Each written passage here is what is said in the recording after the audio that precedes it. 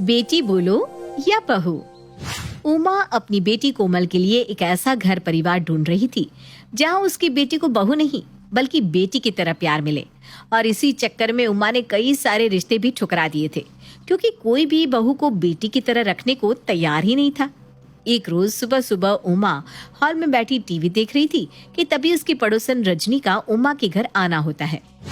अरे उम्मा, क्या बात है, बेटी हो तो कोमल जैसी। जब से तेरी कोमल ने घर को संभालना शुरू किया है ना, तब से तुझे तो बस आराम ही आराम है, किसी काम की चिंता नहीं। हाँ रजनी, जब से मेरी कोमल ने घर का काम संभाला है तब से मुझे किसी चीज की दिक्कत ही नहीं होती।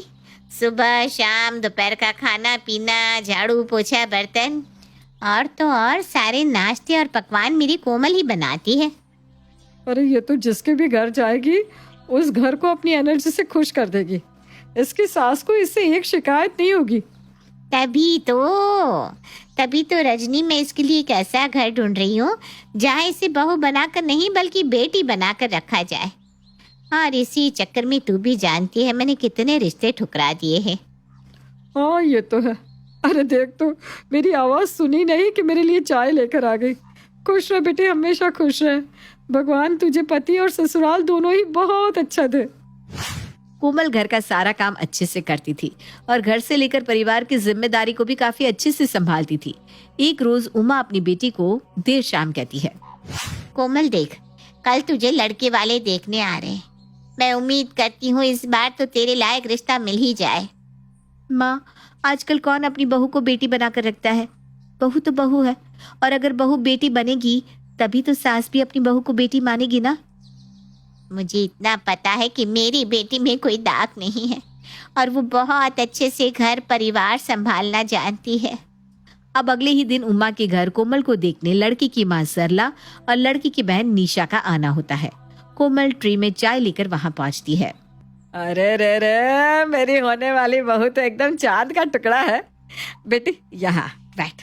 बहन जी, आपकी बेटी तो बड़ी सुंदर है। मैं इसे अपने घर की बहू बनाने के लिए तैयार हूँ। अरे ये आप क्या बोल रही हैं बहन जी?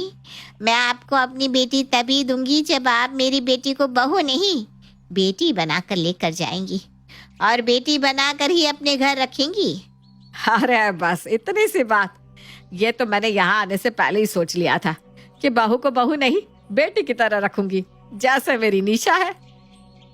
अरे ये माँ क्या बोल रही है? भला भाभी घर की बेटी बनकर कैसे रह सकती है? और माँ को तो वैसे ही छोटी छोटी बातों पर गुस्सा आता है। तो बहन जी तय रहा, शादी हम जल्दी करेंगे और आपकी बेटी अब मेरे घर की बेटी, तो समझो रिश्ता तय। उमा भी खुश थी। आखिरकार उसकी बेटी के लिए एक ऐसा घर मिल ही गया जहां उसे बहू नहीं बल्कि बेटी बनकर रखा जाना है। अब कुछ दिनों बाद ही उमा की बेटी कोमल सरला के घर की बहू बन जाती है और अपने मायके से विदा होकर ससुराल आती है। बहू, आज से ये तेरा घर है और तू इस घर की बहू नहीं बेटी है, क्योंकि मैंने तेरी माँ से वादा किया है कि मैं उनकी बेटी को अपने घर में बहू बनाकर नहीं बल्कि बेटी बनाकर ले जा रही हूँ। लेकिन फिर भी मैं तुझसे पूछने जा रही हूँ, तू इस घर में बहू बनकर रहेगी या अपनी ननद निशा की तरह बेटी बनकर? जी माँ जी, मैं बेटी बनकर रहना ही पसंद करूंगी। भाभी एक बार और सोच लो, आप इस घर में मेरी तरह रहना पसंद करोगी क्या? अरे इसमें सोचना क्या माँ जी, मैं इस घर की बेटी बनकर ही रहना चाहती हूँ। तो ठीक है बहू, तय रहा। तू इस घर की बहू नहीं बल्कि बेटी की तरह रहेगी। तुझे इस घर में किसी भी तरह की रोक टोक नहीं होगी। अभी जा तू आराम कर ले, शाम से तेरी ड्यूटी चालू हो जाएगी। निशा अपनी भाभी कोमल को उसके कमरे तक छोड़ आती है। अब निशा हॉल में बैठी अपनी माँ सरला से कहती है, माँ आपके दिमाग में क्या चल रहा है? ये बहू बेटी बेटी बहू, सच सच बताइए ना। अरे अभी तो शुरुआत है, तू आगे आगे देख होता है क्या। मुझे तो कुछ भी समझ में नहीं आ रहा, आप क्या कहना चाहती हैं? खैर मैं काम कर लेती हूँ, किचन में बहुत सारे बर्तन पड़े हैं। निशा काम करने चली जाती है और सरला हॉल में बैठी टीवी देख रही होती है। कुछ समय बाद यानी देर शाम कोमल अपनी सास से खाने के बारे में पूछने आती है। माँ जी, आज खाने में क्या बनेगा? आज वैसे भी मेरी पहली रसोई है तो मैं कुछ अच्छा सा बना लेती हूँ। हाँ बहू, मेरा मतलब है कोमल बेटी, तुझे अपनी पहली रसोई की रस्म तो पूरी करनी होगी। लेकिन उसके साथ तू पहले ये लिस्ट पकड़। और निशा तो बे, इसमें ऐसा क्या लिस्ट है? राशन का लिस्ट है क्या? नहीं, लग तो नहीं रहा। इसमें तो काम और समय लिखा हुआ है कि मुझे क्या क्या करना है। हाँ, मेरे में भी कुछ ऐसा ही लिखा हुआ है, लेकिन ये काम के साथ समय का क्या लेना देना, मैं कुछ समझ नहीं पा रही हूँ। हाँ माँ, ये क्या है? मुझे भी कुछ समझ में नहीं आ रहा है। ये है कि तुम दोनों की काम की लिस्ट। जिस तरह निशा इस घर की बेटी है, उसी तरह अब तू भी इस घर की बेटी है, तो मैंने तुम दोनों के काम को आधा आधा बांट दिया है। इसका मतलब आधा काम मैं करूंगी और आधा काम भाभी? बेटी बोलकर इतना सारा काम करने को कह रही है, और अगर बहू बनती तो क्या होती? ये तो पूछना पड़ेगा ननद जी से। कोमल को काम की तो वैसे आदत थी, लेकिन वो ये उम्मीद कर रही थी कि उसकी सास ने जब उसे बेटी मान ही लिया है तो घर के कामों में भी समझौता होगा। लेकिन देर शाम ही सरला अपनी बहू को एक लंबा चौड़ा लिस्ट थमा देती है। कोमल काम कर करके थक जाती है। शादी को 15 दिन भी ठीक से नहीं हुए और इन लोगों ने तो एक नई नवेली दुल्हन को नौकरी बना दिया है। थोड़ा सा ही तरस खा लेते। पहले ननद जी भी काम कर लेती थी, लेकिन अब तो उन्होंने भी नखरे दिखाना शुरू कर दिया है। सरला अपनी बहू के पास आती है। अरे बहू, यहाँ ऐसे कैसे बैठी हुई है? आज तेरी लिस्ट में ज्यादा काम था क्या? और निशा कहाँ है? माँ जी, उनके बदले का काम भी मैं ही कर रही हूँ।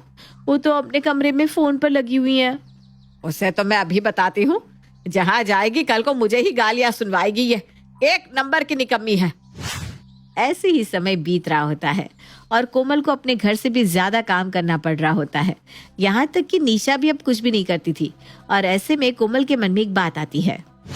अब तो मैं ननद जी से ही पूछती हूँ कि अगर मैं इस घर की बहू बनकर आती तो मेरे साथ क्या होता।